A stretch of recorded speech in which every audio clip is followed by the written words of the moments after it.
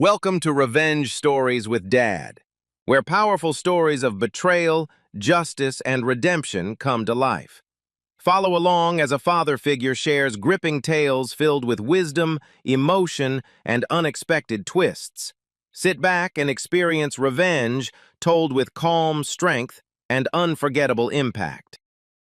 When I remarried at 55, I didn't tell my new wife or her two sons that the apartment complex we lived in was actually mine. I told them I was just the building manager, and I did the right thing, because the morning after the wedding, she threw my bags in the hallway and, "I'm glad to have you here."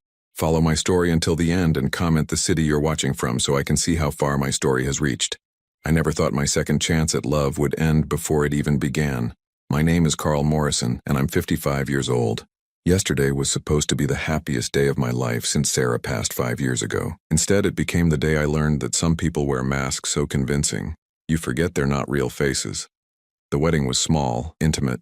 Just Mallory, her two sons Jake and Derek, and a handful of close friends in the community room of Morrison Garden Complex, the apartment building where we all lived. I had been the building manager there for what everyone believed was 6 years. Ever since I moved into apartment 1A after Sarah died. What they didn't know, what I had carefully hidden from everyone including Mallory, was that I owned the entire complex. Mallory Chen was 47 with dark hair that caught the light just right and a smile that seemed to reach all the way to her eyes. We had been together for 2 years and I thought I knew her completely. She moved into apartment 4B 3 years ago, a single mother struggling to make ends meet after a difficult divorce.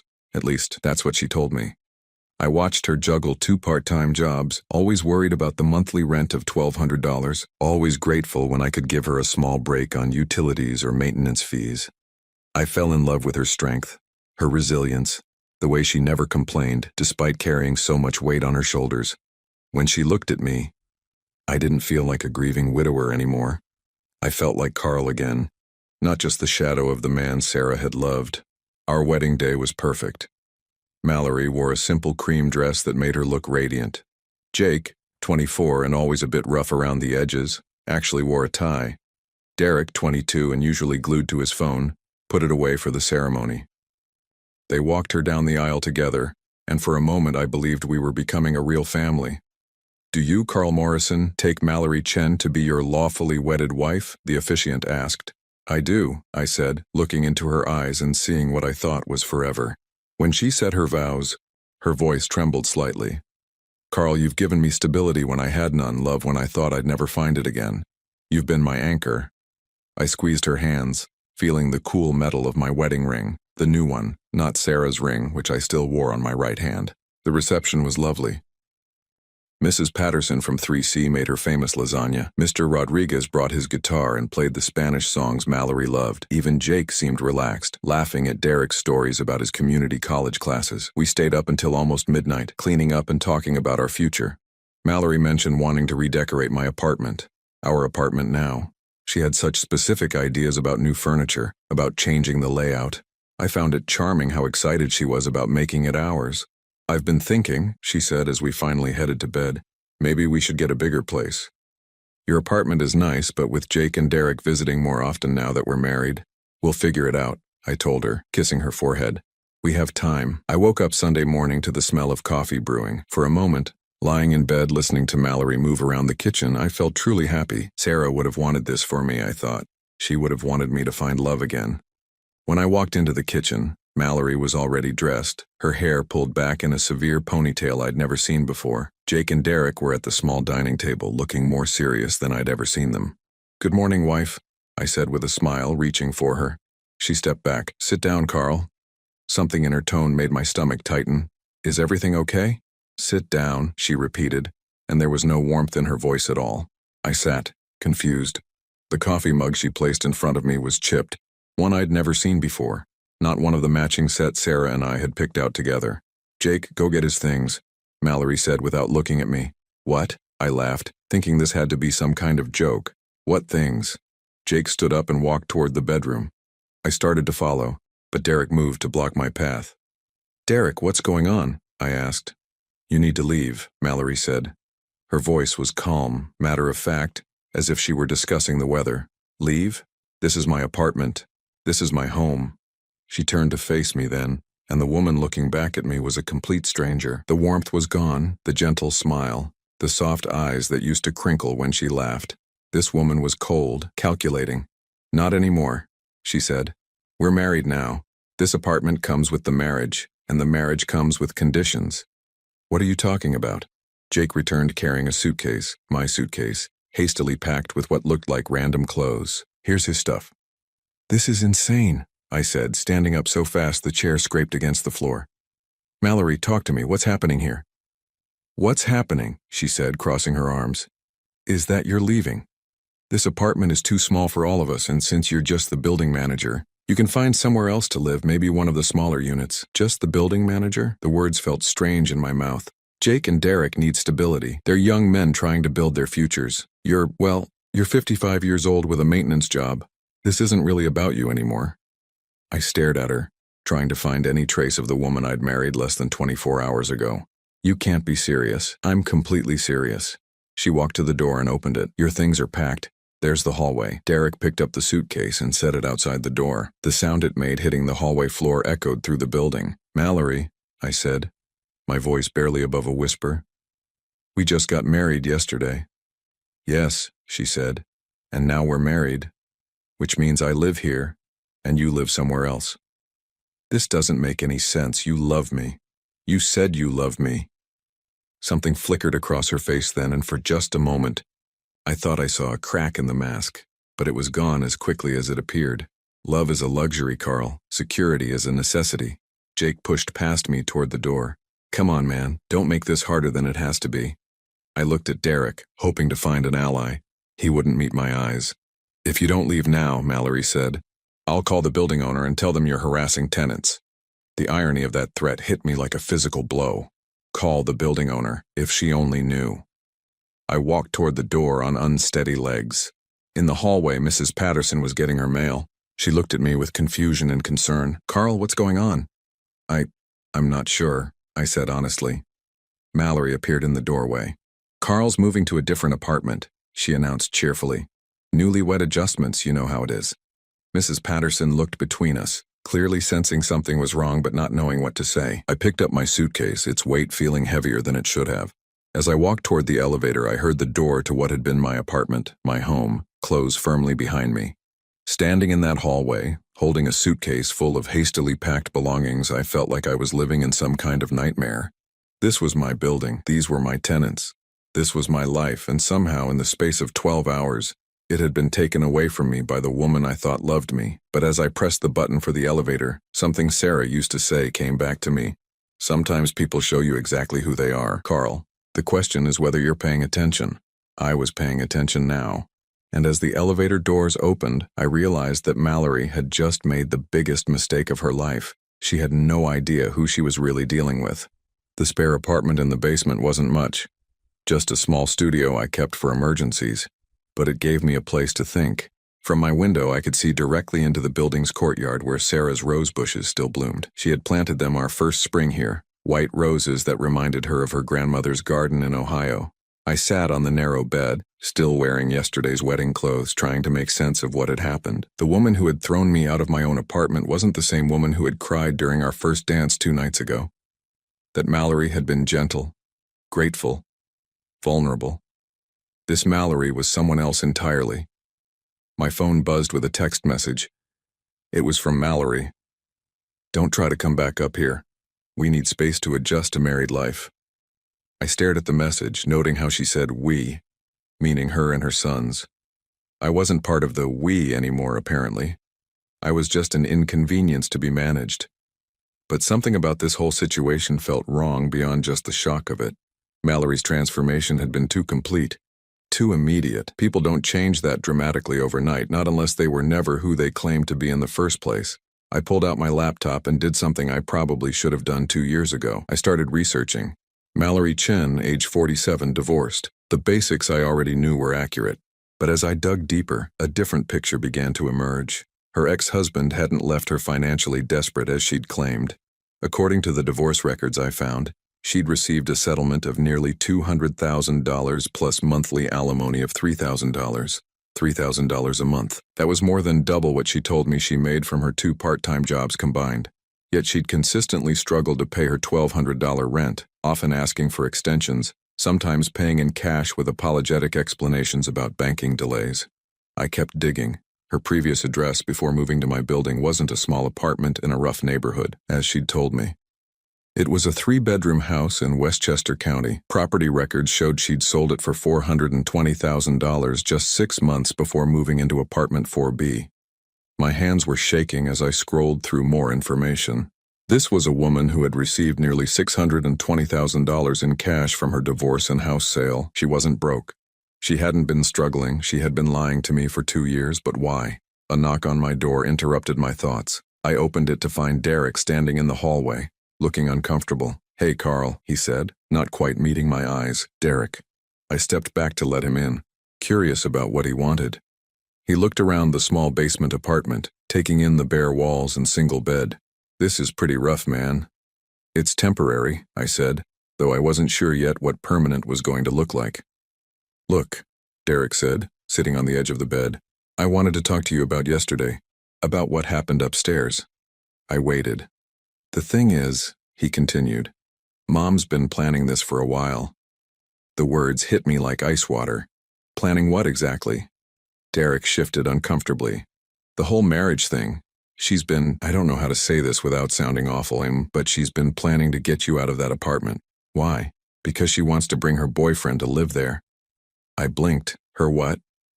"She's been seeing this guy Marcus for about 8 months. He lives in California right now, but he's moving here. She needed a bigger place for all of us. Her, me, Jake, and Marcus." My mouth felt dry. 8 months? Yeah. She met him online. He's got money. Owns some kind of tech business. "She's been planning to divorce you right after the wedding and keep the apartment." The room started spinning slightly. "Divorce me and keep my apartment?" "Well, yeah. I mean, if you're married and living there together, she'd have rights to it in a divorce, wouldn't she?"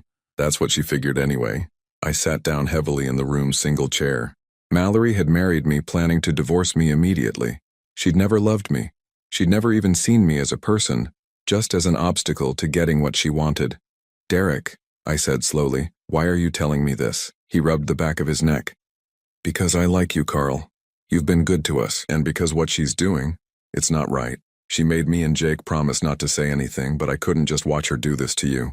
"What about Jake?" "Jake knows about Marcus too, but he's all in on Mom's plan. He thinks it's smart, getting you out and getting a bigger place." Derek paused. "He doesn't really think about how it affects other people." I nodded, absorbing this information. "So the whole relationship, the whole thing where she seemed to care about me." "She's good at that," Derek said quietly. "She did the same thing with my dad before she left him. And there was another guy after Dad. Before she met you. She knows how to make men feel like they're the most important thing in the world. Until they're not useful anymore." "Yeah." We sat in silence for a moment. Outside, I could hear normal sounds of the building. Mrs. Patterson's television, Mr. Rodriguez practicing his guitar. Life going on as if my world hadn't just collapsed. "Derek, does she know anything about my finances? About how much money I have?" He shook his head. "She thinks you're basically broke, just a building manager making like $2,500 a month. She figured even if you got half the apartment in a divorce, she'd buy you out with Marcus's money." "I see." "Carl," Derek said, standing up, "I should probably go before Mom notices I'm down here, but I wanted you to know that this whole thing wasn't about you not being good enough or anything. She never really gave you a chance." After he left, I sat alone in that basement apartment, staring at my laptop screen. The research I'd done, combined with Derek's confession, painted a clear picture. Mallory wasn't a struggling single mother who'd found love again. She was a predator who specialized in targeting vulnerable men, and she had picked the wrong target. I opened my desk drawer and pulled out a folder I'd hoped I'd never need. Inside were all the legal documents related to my ownership of Morrison Garden Complex. Documents that proved I wasn't just the building manager, but the man who owned every brick, every apartment, every square foot of the property where Mallory now thought she was queen. For 2 years, I had watched her struggle with rent, had felt sorry for her financial hardships, had even waived late fees because I believed she was doing her best. The truth was, she'd been playing a role, setting up a con, grooming me for this moment. She thought she'd married a poor building manager she could control and manipulate. Instead, she'd married a man worth nearly $3 million who owned the ground she stood on. Tomorrow, I decided, would be very different from today. I picked up my phone and scrolled to a contact I hadn't called in months. David Brennan, my lawyer. David had handled Sarah's estate, had set up all the legal protections around my assets, and had warned me about exactly this type of situation when I'd told him I was getting remarried. "Carl," David answered on the second ring. "How was the wedding?" "Interesting," I said. "David, I think it's time we had that conversation about protecting my interests." "What's happened?"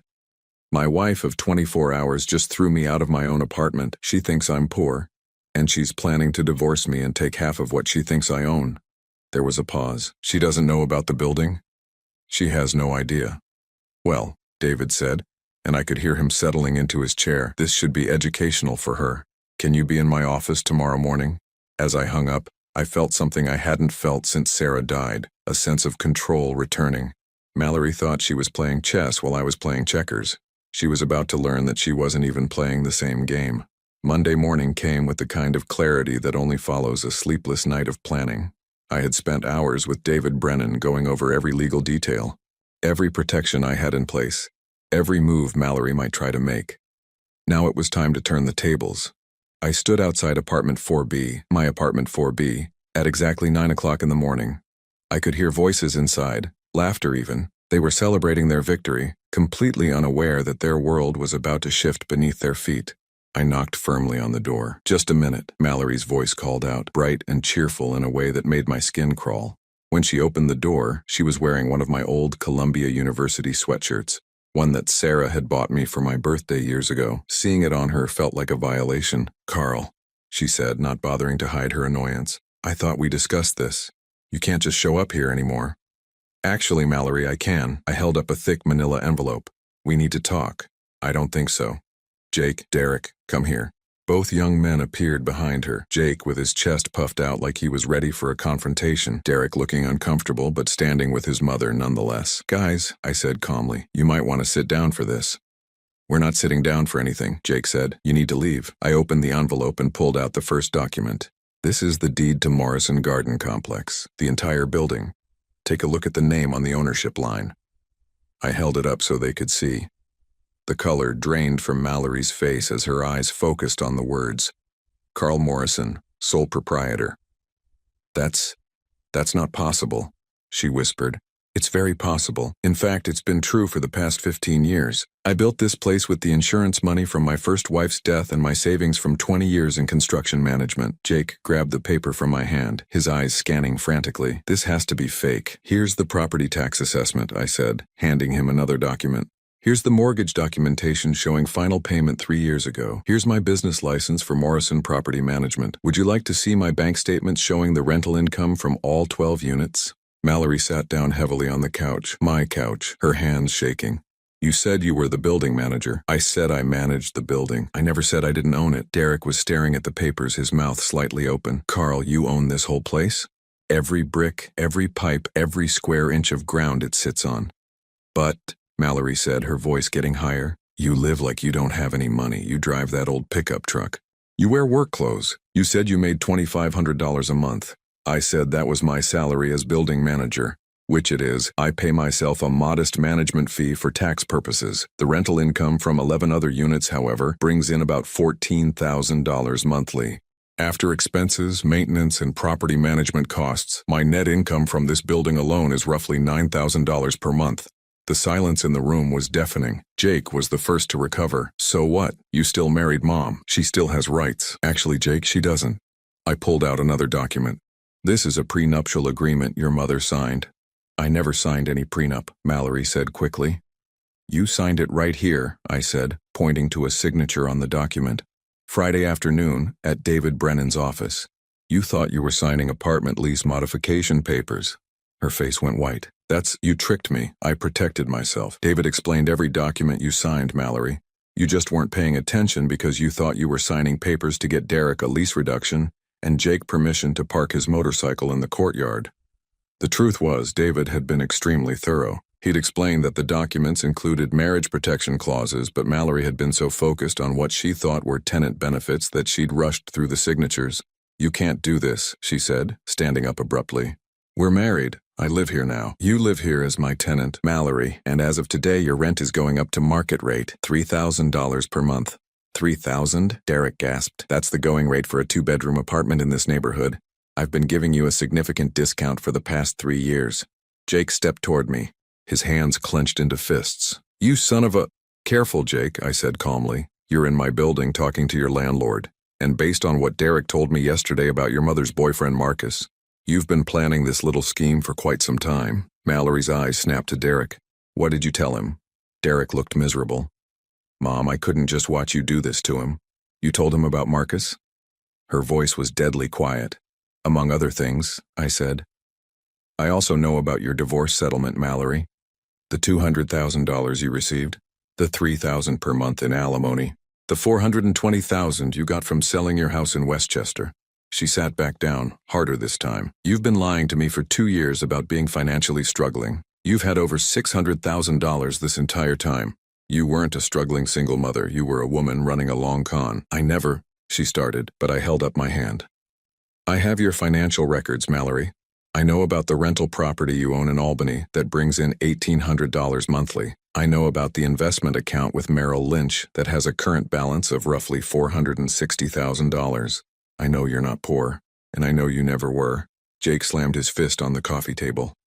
So what's your point, old man? My point is that your mother married me under false pretenses, planning to divorce me and steal my assets. What she didn't count on was that I'm not the naive widower she thought I was. I pulled out my phone and opened the security camera app. I also know that Marcus flew in from San Francisco yesterday and spent the night in apartment 2C, Mrs. Chen's place, because your mother arranged for him to stay there while she figured out how to get rid of me permanently. Mallory's face crumpled. How do you know that? Because I own the building. Mallory, I have security cameras in every hallway, every entrance, every common area. I've watched Marcus come and go 3 times in the past 6 months during what you told me were weekend visits to your sister in Connecticut. I scrolled through the camera footage on my phone, showing her clear images of a tall man with dark hair entering and leaving the building, sometimes with overnight bags, always when I was supposedly away on building maintenance trips. You've been planning this for months, the marriage, the immediate divorce, taking half of what you thought I owned. You figured I was a simple building manager with maybe $40,000 or $50,000 in savings, and even half of that would be worth it for a few months of pretending to love me. Derek was staring at his mother with an expression I'd never seen before, disgust mixed with disappointment.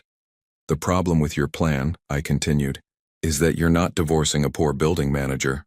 You're divorcing a millionaire who owns property, investments, and enough liquid assets to make your little inheritance look like pocket change. How much? She whispered. Including this building, my investment portfolio, savings, and other real estate holdings, just over $2,800,000. Jake dropped into a chair.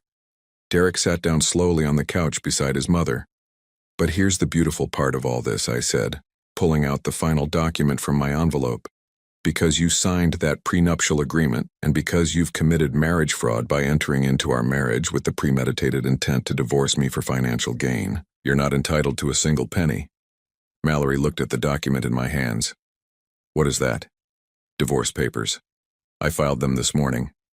Grounds, fraud, deception, and breach of marital contract. David assures me that, given the evidence of your premeditation and your false claims about your financial status, this will be processed quickly and in my favor.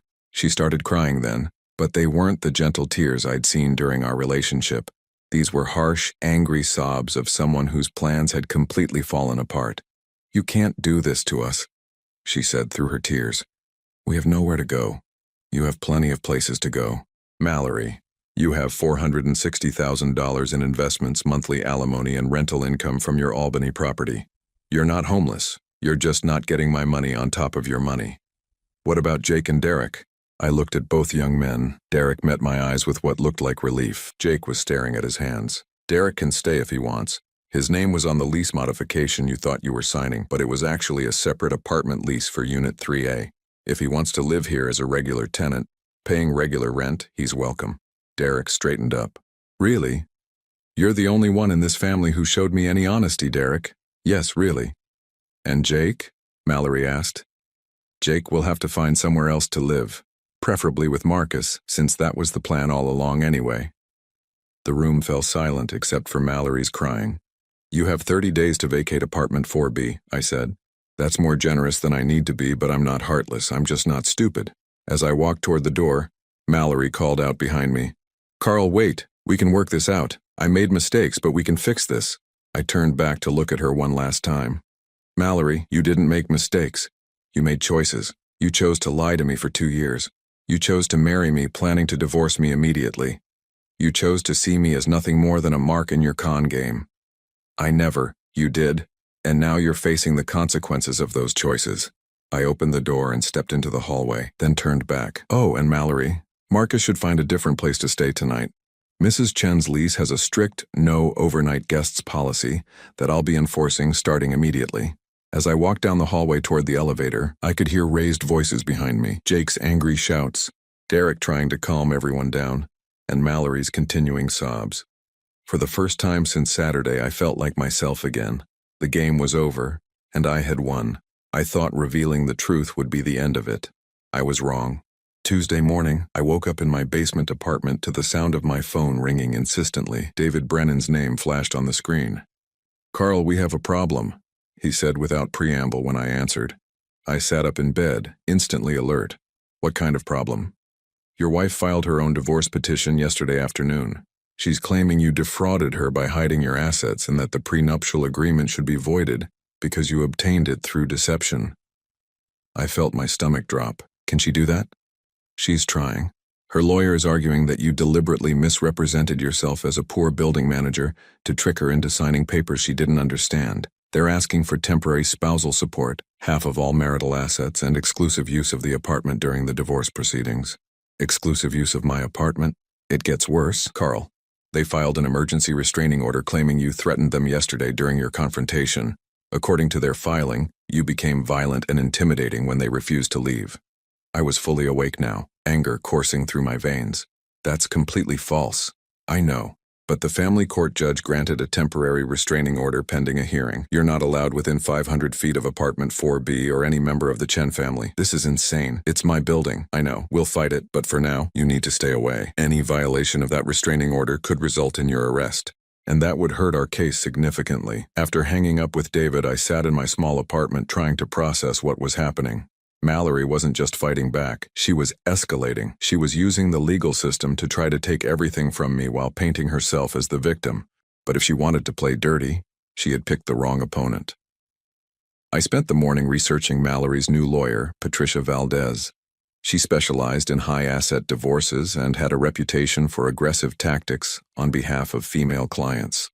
Her website featured testimonials from women who had gotten what they deserved from wealthy ex-husbands. She was expensive, but she was good. The question was, how was Mallory paying for her? By noon, I had my answer. A quick check of public records showed that Mallory had taken a cash advance of $50,000 against her investment account the day after our wedding. She had been planning this legal battle before she even threw me out of the apartment. My phone buzzed with a text message from Derek. "Can we talk? Not about the legal stuff, about something else." I called him immediately. "Derek, I can't come to the building. There's a restraining order." "I know. Can you meet me at the coffee shop on Maple Street? It's about Mom and Jake." An hour later, Derek sat across from me in a corner booth at Rossetti's Cafe, looking more tired than I'd ever seen him. His usually neat appearance was disheveled, his eyes red from what looked like a sleepless night. "She's completely lost it," he said without preamble. "What do you mean? Yesterday after you left?" "She went crazy. She started throwing things, screaming about how she was going to destroy you. Jake was right there with her, talking about how they were going to take everything you owned."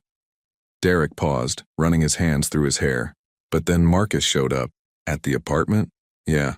And Carl, this guy isn't what she told us he was." I leaned forward. "What do you mean?" "She said he was successful, that he owned a tech company in California. But when I talked to him last night, he let slip that he's actually unemployed. He's been living off unemployment benefits and staying with different women he meets online." My blood ran cold. Different women?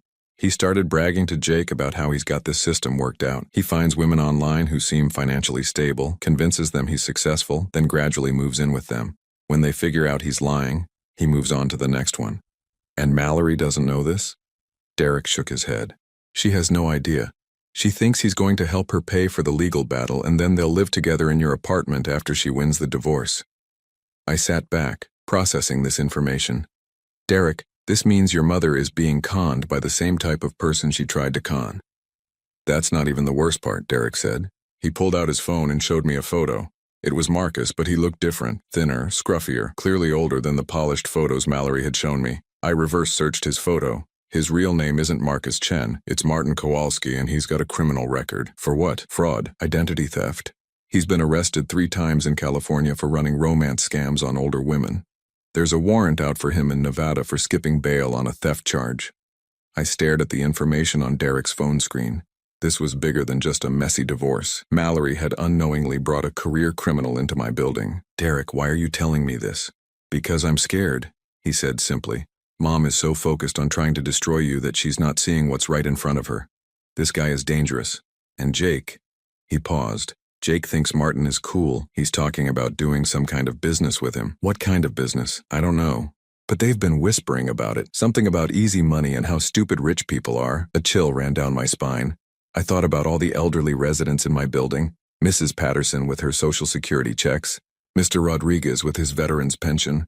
These were vulnerable people, and I had unknowingly allowed a predator into their home. "Derek, I need you to do something for me. Can you record any conversations between Jake and Martin?" "I can try. But Carl, there's something else you need to know." "What?" "Mom cleaned out her investment account yesterday. All $460,000. She moved it to some offshore account that Martin set up for her. He told her it was to hide the money from you during the divorce." I felt like I'd been punched in the stomach.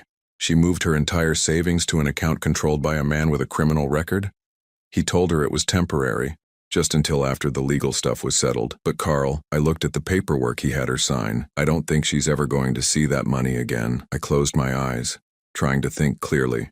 The situation had spiraled far beyond a simple case of marriage fraud. Mallory had been victimized by exactly the type of con she had tried to run on me, and now she was too invested in fighting me to realize it. "Derek, you need to get out of that apartment." "What?" "Tonight. Pack your things and leave. Go stay with a friend, get a hotel room, whatever you need to do. This situation is about to get much worse. I can't just abandon her." "You're not abandoning her. You're protecting yourself."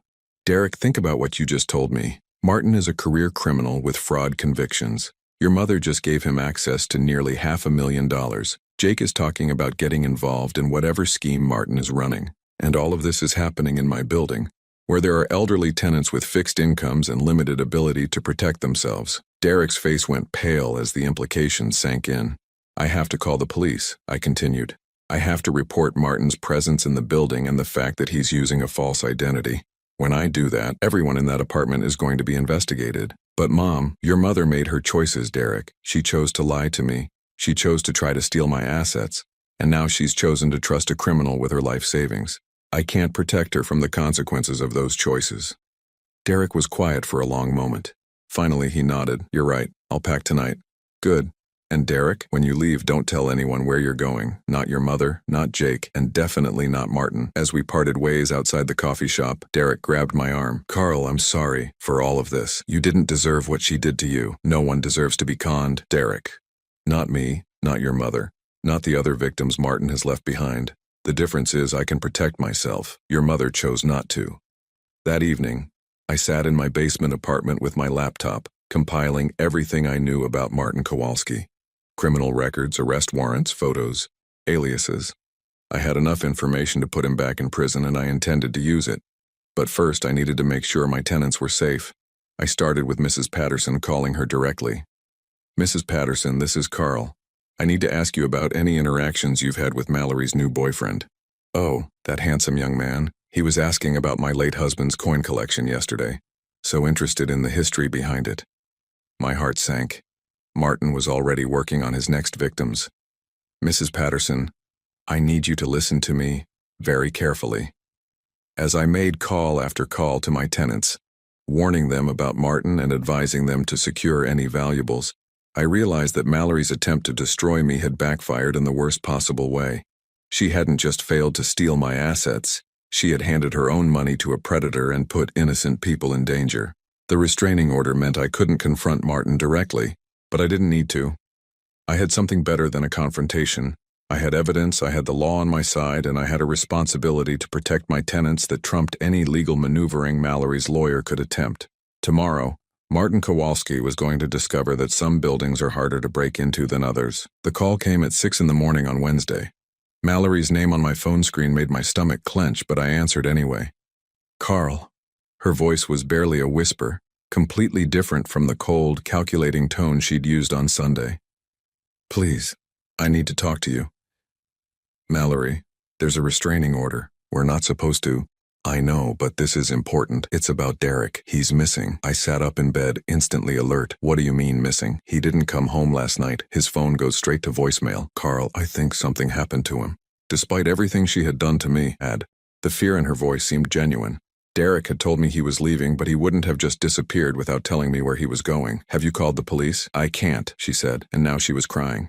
Martin said if I involve the police, it will mess up the offshore account situation. He thinks Derek might have taken some money and run. Derek wouldn't steal money, Mallory. I know that, you know that. But Martin, her voice broke completely. Carl, I think I made a terrible mistake. This was it. The moment I had been waiting for without realizing it. Mallory was finally seeing Martin for what he really was. But it might be too late. Where's Martin now? He left early this morning, said he had business to take care of. Jake went with him. Warning bells went off in my head. Mallory, listen to me carefully. You need to get out of that apartment right now. What? Why? Because Martin isn't who he says he is. His real name is Martin Kowalski, and he's a career criminal. Derek found out about his background and was going to warn you. The silence on the other end of the line stretched so long I thought she had hung up. Mallory? That's impossible, she whispered. He showed me his business credentials. His bank statements. They were fake. All of it. Mallory, he's stolen your money. The offshore account he set up, that money is gone. I heard what sounded like something crashing to the floor, then sobbing. My investment account? All $460,000. It's gone. No. No, no, no. She was repeating the word like a mantra, her voice getting higher and more hysterical. He said it was just temporary. He said after the divorce we'd have all your money plus mine. There isn't going to be any money from me, Mallory. The prenuptial agreement is ironclad. David checked it with 3 different lawyers. But the restraining order was a stalling tactic. Martin probably suggested it, didn't he? To buy him time to clean out your accounts and disappear. Another long silence. He did suggest it, she said finally, her voice hollow. He said it would give us leverage in court. He said it would make you look unstable. Mallory, you need to call the police right now. Report the fraud, report Derek missing, and tell them about Martin's real identity. I can't. If I admit I was trying to steal your money, they'll arrest me too. Better arrested than dead, Mallory. And if Derek is really missing... She started crying again, harder this time. What have I done? What have I done to my sons? For the first time since Sunday morning, I felt a flicker of sympathy for her. Not because of what she had tried to do to me, but because she was finally understanding the true cost of her choices. Mallory, where did Martin and Jake go this morning? I don't know. Martin just said he had to take care of some loose ends. The phrase loose ends sent ice through my veins. Derek wasn't missing. He was a loose end that needed to be taken care of. I'm calling Detective Rodriguez, I said. He handles fraud cases for the Brooklyn PD. You need to be ready to tell him everything. Carl, wait. No more waiting, Mallory. No more games, no more manipulation, no more lies. Derek is missing, Jake is with a dangerous criminal, and you're sitting in an apartment that could be a crime scene. This stops now. I hung up and immediately called Detective Rodriguez, whom I had spoken with the day before about Martin's presence in my building. He answered on the first ring. Carl, I was just about to call you. We found your missing tenant. Derek, is he okay? He's fine. He's at the precinct, actually. He came in voluntarily this morning to report a conspiracy to commit fraud involving his mother and the man you identified as Martin Kowalski. Relief flooded through me, thank God. There's more. Derek recorded several conversations between Kowalski and the older brother, Jake. They were planning to rob some of your elderly tenants. They had detailed information about Mrs. Patterson's coin collection, Mr. Rodriguez's veterans benefits, even Mrs. Chen's jewelry collection. So Derek wasn't missing. He was gathering evidence. Smart kid. He realized his family was in too deep and decided to do the right thing. But Carl, we need to move fast. Our surveillance team lost Kowalski and Jake about an hour ago. They could be coming back to the building. That's what we're thinking. Derek says Jake has a key to the apartment and knows the building layout. If they're planning to hit your tenants, today would be the day to do it. What do you need from me? We need you to stay away from the building until we can apprehend them. I know it's your property, but if something goes wrong and civilians get hurt, I understand. But as I hung up, I realized I couldn't just sit in my basement apartment while my tenants were in danger. Restraining order or no restraining order, I had a responsibility to protect them. I called Mrs. Patterson first. Mrs. Patterson, this is Carl. I need you to listen to me carefully and do exactly what I say. One by one, I called every tenant in the building. I told them to lock their doors, not answer unless they heard my voice specifically, and to call 911 if they saw anyone they didn't recognize in the hallways. Then I called Mallory back. "The police know about Martin," I said when she answered. "Derek is safe. He's been working with them to gather evidence." He's okay?" "He's fine, but Jake is still with Martin and they're planning to rob our neighbors." "Jake would never." "Jake is 19 years old, Mallory. Martin is a career criminal who knows exactly how to manipulate young men into thinking crime is exciting and consequence-free. Your son is in serious danger." I could hear her breathing heavily on the other end of the line. "What can I do? When they come back, and they will come back, you need to call Detective Rodriguez immediately. Don't try to stop them. Don't try to talk Jake out of whatever they're planning. Just call the police. I can't turn in my own son." "You're not turning him in. You're saving him from making the worst mistake of his life." There was a long pause. "Carl," she said finally, "I know you have no reason to believe me, but I never meant for any of this to happen. When I started this whole thing, I thought I was just protecting my future. I didn't think about how it would hurt you. You thought I was poor and stupid, so it wouldn't matter." "Yes," she admitted quietly, "and I was wrong about everything. About you, about Martin, about what was really important. Mallory, your opinion of me isn't what matters right now. What matters is keeping Jake from destroying his life and keeping our neighbors safe. I know. And Carl, thank you for protecting Derek, for warning me, for not just walking away and letting us all burn. I'm not doing this for you, Mallory. I'm doing it because it's the right thing to do." After I hung up, I sat in my small apartment staring at my phone and waiting. The security camera app on my tablet showed normal activity in the building. Mrs. Patterson checking her mail, Mr. Rodriguez walking his small dog in the courtyard. Then at 2:30 in the afternoon I saw them. Martin and Jake entered through the back service entrance, both carrying large duffel bags. On my screen, I watched them move through the building's service corridors, heading not toward apartment 4B, but toward the second floor where Mrs. Patterson lived. I called Detective Rodriguez immediately. "They're in the building," I said. "Second floor heading toward apartment 2A. We're 3 minutes out. Do not engage them, Carl." "I'm not in the building. I'm watching through security cameras." "Good. Keep watching and keep us updated on their location." On my screen, I saw Martin and Jake stop outside Mrs. Patterson's door. Martin pulled something from his bag, tools for picking locks. Then I saw Mallory. She appeared at the end of the hallway, walking slowly toward them. In her hand was her phone. "Detective Rodriguez," I said into my phone. "Mallory is approaching them. She's going to try to stop this." Damn it. On my screen, I watched Mallory reach Martin and Jake just as Martin was working on Mrs. Patterson's lock. I couldn't hear what was being said, but their body language told the story. Mallory was pleading with Jake, reaching for him. Martin was angry, gesturing aggressively. Then Jake stepped away from his mother, shaking his head. He was choosing Martin over her. I watched Mallory's shoulders slump in defeat as she realized she had lost her son to the same type of predator she had tried to become. But then she did something that surprised me. Instead of walking away, she stepped between Martin and Mrs. Patterson's door. For the first time since I had known her, Mallory Chen was protecting someone other than herself. The police arrived 90 seconds later. 3 months later, I stood in my renovated apartment 4B, looking out at Sarah's rose garden in the courtyard below. The white roses were blooming again, fuller and more beautiful than they had been in years. Sometimes things need to be pruned back severely before they can grow properly again. The legal proceedings had moved swiftly once Martin Kowalski was arrested. His real identity unraveled quickly under police investigation, revealing a trail of fraud victims across 4 states. The offshore account he had set up for Mallory's money led investigators to a complex scheme involving at least 12 other victims, mostly widowed or divorced women between the ages of 40 and 60. Mallory had cooperated fully with law enforcement, providing evidence that helped convict not only Martin, but also a network of accomplices who specialized in romance fraud targeting middle-aged women. In exchange for her cooperation, the district attorney had agreed not to file charges against her for the marriage fraud she had attempted against me. Jake hadn't been so fortunate. His involvement in the planned robbery of my tenants, combined with his participation in Martin's other schemes, had earned him an 18-month sentence in county jail. He would be eligible for early release in 9 months if he completed the rehabilitation programs Derek had convinced him to sign up for. Derek knocked on my door at exactly 4 o'clock, as he had every Wednesday for the past 2 months. "How's the job search going?" I asked as I let him in. "I got the position at Morrison Construction," he said with a smile. "They want me to start Monday." I had recommended Derek for an entry-level project management position with my old company. After everything he had done to protect me and the other tenants, it was the least I could do. "That's great news. They're good people there. You'll learn a lot." Derek looked around the apartment, which I had completely renovated after Mallory moved out. New paint, new furniture, new everything. The only things I had kept were the photographs of Sarah and the wedding ring I still wore on my right hand. "It looks good in here," he said. "Really different.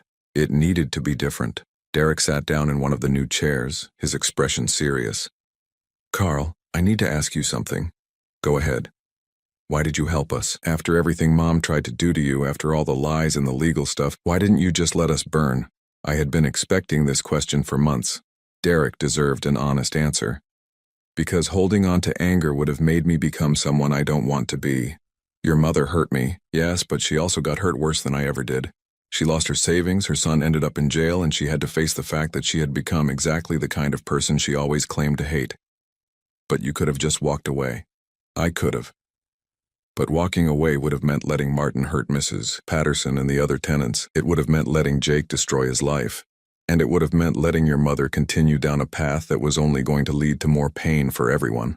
Derek nodded slowly. "She talks about you sometimes, you know. How is she doing? After the arrests?"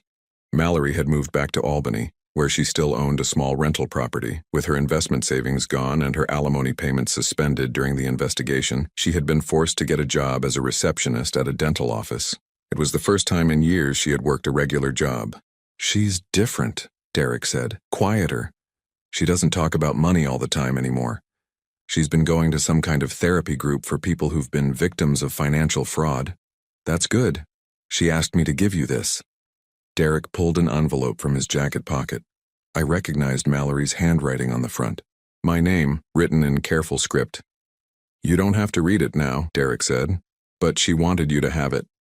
After Derek left, I sat with the letter for almost an hour before opening it. When I finally did, it was shorter than I had expected. "Carl, I know there's nothing I can say that will undo what I tried to do to you. I know that apologizing doesn't give you back the trust I broke or the peace I stole from you, but I want you to know that losing everything taught me something important. I spent so many years focused on what I thought I deserved, what I thought I needed to feel secure, that I forgot to pay attention to what I actually had. You were kind to me for 2 years. You were patient with my problems, generous with your time, and gentle with my fears. I had a good man who cared about me, and I threw it away because I wanted more than what we had together. Derek told me that you helped him get his job. Thank you for not punishing my son for my mistakes. I also want you to know that I've been in contact with some of Martin's other victims. We're working together to help law enforcement track down the money he stole. It won't bring back what we lost, but maybe it will prevent him from hurting other women. You deserved better than what I gave you. I hope you find someone who appreciates what a good man you are. Mallory." I folded the letter and set it aside. It was a good apology, honest and without excuses. It didn't change what had happened, but it told me that Mallory was finally becoming the person she could have been all along. That evening, I walked through the building doing my usual maintenance rounds. The hallways were quiet, the tenants safe, the building secure. Mrs. Patterson waved at me from her doorway where she was setting out fresh flowers. Mr. Rodriguez was teaching his grandson to play guitar in the courtyard. Mrs. Chen was tending to the herb garden she had started near Sarah's roses. This was my life now. Not the life I had planned when I married Mallory, but the life I had chosen after I learned who she really was. I was alone again, but I wasn't lonely. I had my work, my tenants who had become like family, and the quiet satisfaction of knowing I had protected the people who mattered to me. As I locked up the building for the night, I thought about the conversation Derek and I had earlier about holding on to anger. The truth was, I wasn't angry at Mallory anymore. I was grateful to her. She had shown me something important about myself. When everything fell apart, when I was tested in ways I had never imagined, I had chosen to be the kind of person Sarah would have been proud of. I had chosen protection over revenge, justice over destruction, and healing over hatred. That was worth more than any amount of money Mallory could have stolen from me. I climbed the stairs to my apartment, stopping as I always did at the window that overlooked the courtyard. Sarah's roses were in full bloom, white petals glowing in the moonlight like small stars against the dark earth. "I think you would have approved," I said quietly to the garden below. The next morning I woke up to sunlight streaming through windows I had opened the night before. For the first time in months I felt truly rested.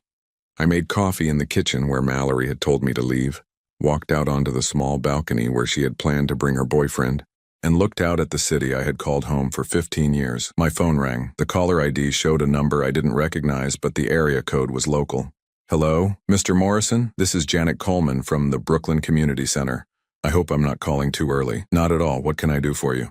I'm calling about the apartment building support program you inquired about last month. We'd like to discuss having you speak to other property owners about protecting elderly tenants from financial fraud. I had almost forgotten about the inquiry I'd made. After everything with Martin, I had contacted several community organizations about creating educational programs for property owners and tenants. I'd be interested in that. Wonderful. Would you be available to meet next Tuesday? We have several other building owners who have expressed interest, and Detective Rodriguez said he might be able to join us to discuss warning signs to watch for. After we set up the meeting, I sat on my balcony finishing my coffee and thinking about the future. For months I had been focused on rebuilding my life after Mallory's betrayal. Now I was ready to think about building something new. Derek stopped by that afternoon with news that Jake had been accepted into the prison's vocational training program. He's learning electrical work, Derek said. He wants to have a real skill when he gets out. That's good. Honest work builds character. Carl, can I ask you something else? Sure. Do you think people can really change? I mean, fundamentally change who they are? I thought about Mallory working as a dental receptionist, attending therapy groups, trying to help law enforcement catch the man who had conned her. I thought about Jake learning a trade in prison, finally understanding that easy money wasn't easy at all. I thought about myself, learning to trust my instincts about people instead of just hoping for the best. I think people can choose to change, I said finally. But it usually takes losing everything they thought they wanted before they figure out what they actually need. What do you need, Carl? I looked around my renovated apartment, thought about my tenants, my work, the community support program I was about to join. I need to know that the people I care about are safe. I need to do work that matters. And I need to honor the memory of people who loved me by being the kind of person who deserves that love. Derek smiled. I think you're doing pretty well at all of that. That evening, I walked down to the courtyard and sat on the bench beside Sarah's roses. The building around me was quiet and secure, filled with people I had chosen to protect and who had chosen to trust me. I was 55 years old, divorced, and living alone. By most measures, my attempt at finding love again had been a complete disaster. But I had learned something valuable from the disaster. I had learned the difference between being alone and being lonely, between being generous and being gullible, between second chances and second mistakes. Most importantly, I had learned that sometimes the best way to honor the love you've lost is to protect the love that still exists in the world around you. As the sun set over Brooklyn, painting the sky in shades of pink and gold, I made a decision. Tomorrow, I would start looking at apartments and buildings owned by other people. It was time to stop being just a landlord and start being a neighbor. But tonight I would sit in my garden, surrounded by roses my wife had planted and protected by walls I had built, grateful for the hard-won wisdom that comes from surviving betrayal and choosing healing. The test of true face was over, and for the first time in months I was looking forward to whatever came next.